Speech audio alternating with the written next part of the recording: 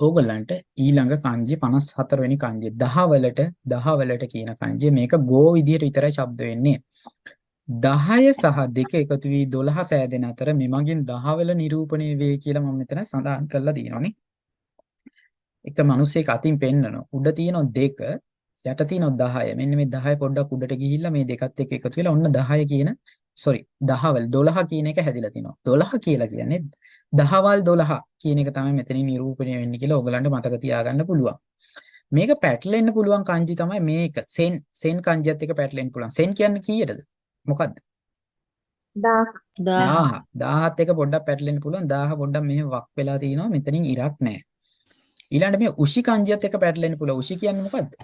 හරක් හරක kanji නේ.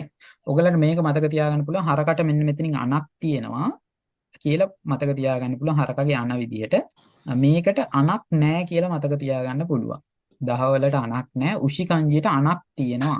හරකගේ අණ දෙක තියෙන. ඒක තියෙනවා කියලා මතක තියාගන්න පුළුවන්. හරි. දැන් ඔයගලන්ට පෙරවරු ශබ්ද කරන්න පුළුවන්. පෙරවරු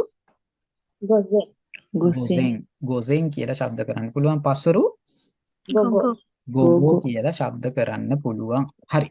ඔය දෙක ලියා ගන්න. පෙරවරු පස්වරු විතරයි ඕගොල්ලන්ට මෙතෙන්දී මේකෙන් හම්බු වෙන්නේ.